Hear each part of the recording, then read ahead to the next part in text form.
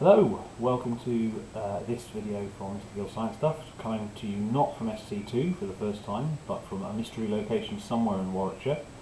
This lesson is A-level biology on biodiversity. This is going to be in two parts. We're going to do the maths bit first, and then we're going to do how this applies to the UK and other ecosystems in the second part, just to break it up a bit. So, this is a topic that really, is close to my heart, something I've got very into over the last 10 years. You hear statements like that. I think more and more people are interested in where their food comes from, how their environment's being looked after. But it is sometimes associated with people who look a bit like this. Okay? And certainly when I was at school, that was the sort of impression that I had of people involved in ecology and involved in conservation and things like that. But I'm going to tell you now, that is not what we're doing today. Of course, right? This is not what we're doing, right? It doesn't often achieve anything doing that kind of thing, and we want to take a far more scientific and mathematical approach. So this is the syllabus. As you can see, it says that we're talking about ranges of habitats, from small local habitats to the entire Earth. There are some terms you have to know: species richness and species diversity, and of course you've got to put some numbers to it. So there will be some mathematical skills on this bit. It's a perfect opportunity for the examiner to ask you some maths-based questions.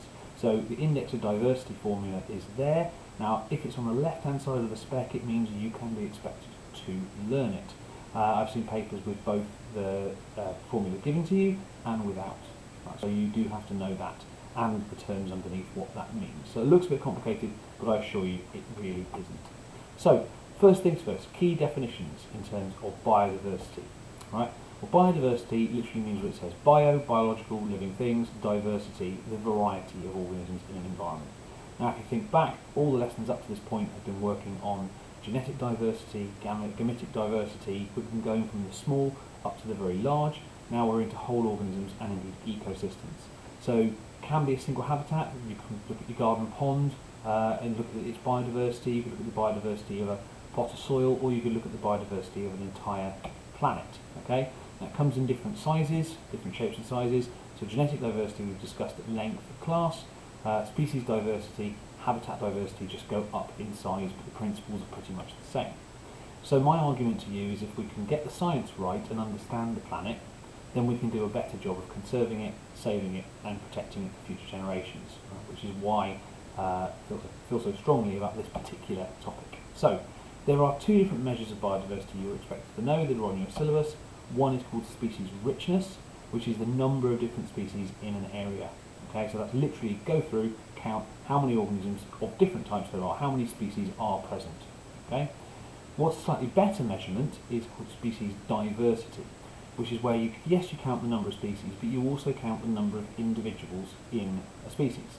The difference being, of course, if you just count the number of species and get a very high number, that's great, but if there's only one or two of them, that's not a diverse ecosystem, you're in a zoo.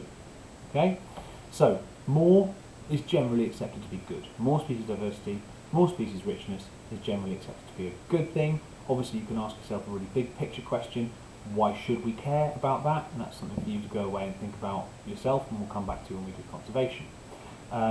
Some ecosystems are naturally higher in both species richness and species diversity. That's okay, that's not a problem. We're not striving for the highest diversity in all ecosystems. Think about the Arctic, very important ecosystem, very rare, precious ecosystem, shows very low diversity in terms of species richness and species diversity. It doesn't mean it's not worth protecting. Okay, so these are both useful measurements. So, species richness, as we said, is just the number of species in an area.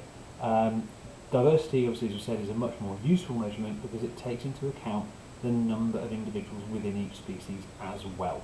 Okay, so if you're going to count that, now you might just be able to do it by looking.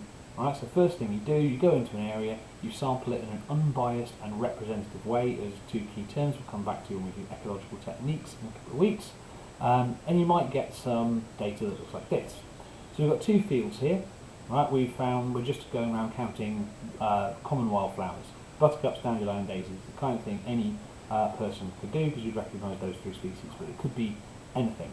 Now, just from looking at those two sets of numbers, you can clearly see that while the total number of organisms is the same and the species richness is the same, the diversity, even without knowing how to do the maths and do the sums, is clearly quite different. Okay, so field 1 is a lot more even in terms of its species, so than field 2, so it's said to have a much higher biodiversity. But they both have the same species richness because you can find all 3 species in both fields. Okay, so it's important that we actually be able to put some numbers onto this. How diverse are we talking about?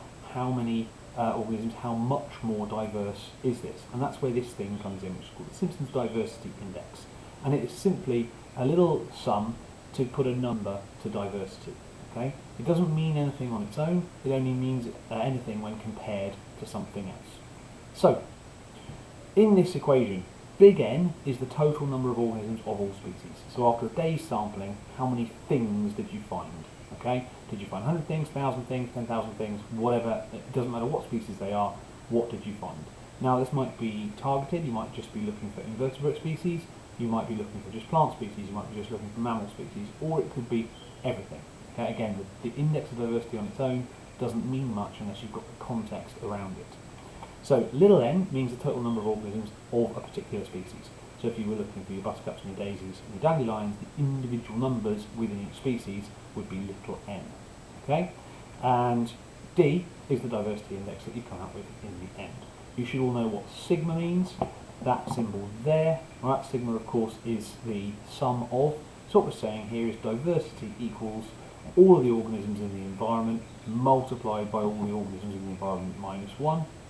Divided by the sum of, so you do this individually for each organism, the number of one species multiplied by that number minus 1. Add the next one, add the next one, add the next one. Okay? So the lowest possible value of D is 1. So you mathematicians out there can go and work out why that is, but that's built into the equation. And the larger the value of D, the greater the diversity. As it says at the bottom there again, can only be used for comparisons. If you want to go and protect the woodland and you run into a planning meeting going, stop building that road, the diversity is 4.2, everyone's going to look at you like you're nuts. But if you go, well, where we built another road similar to this, the diversity fell from 4.2 to 1.1, that's a far more convincing argument. So that's what this is for. So let's work through a couple of examples. Right, so this is the same data.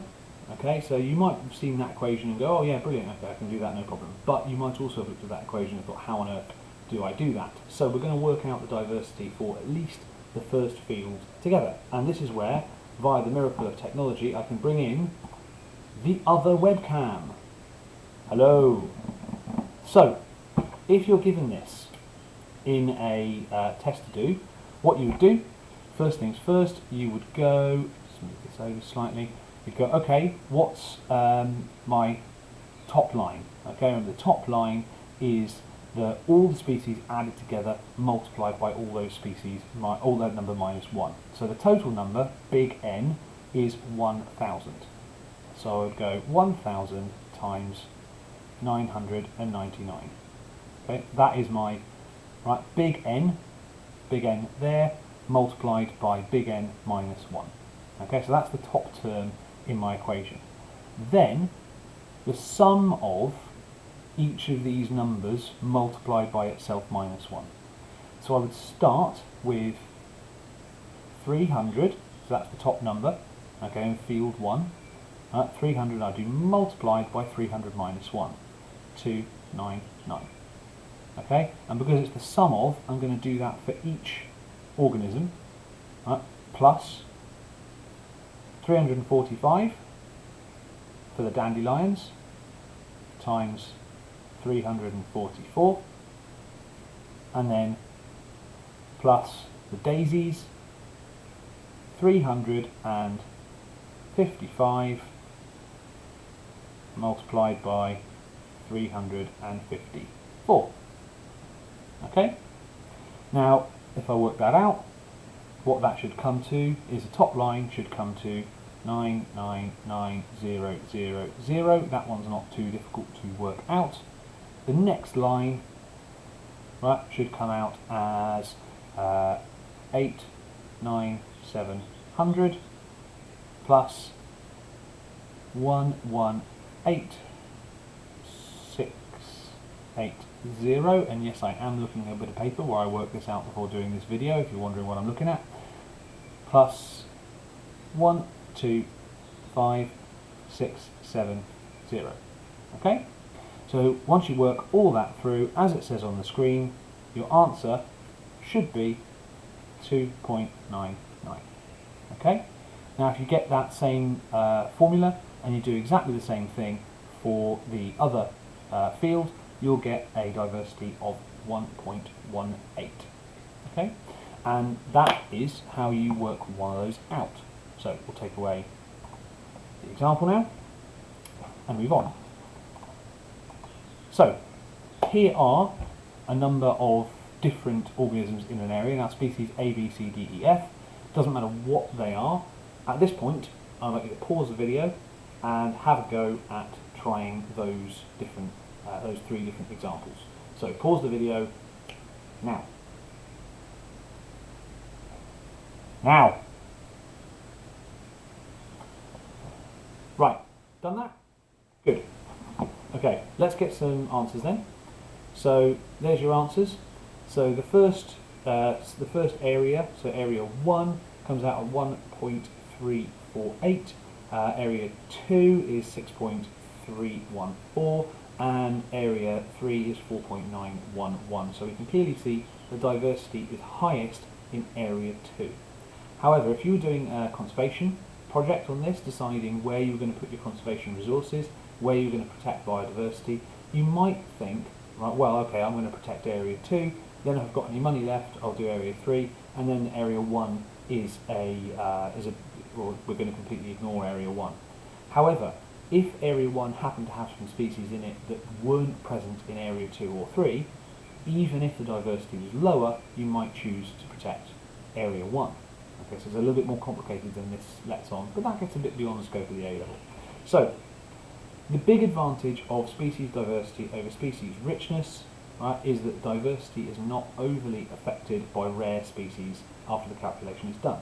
Now those of you who are mathematicians might have spotted that actually is built into the equation with the n-1 term. So if you had one organism, right, so little n equals 1, 1 times 0 equals 0, it naturally eliminates individuals from the calculation because they don't really add to the diversity of an ecosystem. It's not like one is going to be a sustainable population. It might be an outlier, or it might be on its way to extinction. Okay? Species richness obviously is more affected by rare species. Now I'm not saying richness is useless. If that's what you're looking for, if you're looking to conserve rare species, then species richness is a very, very useful measurement.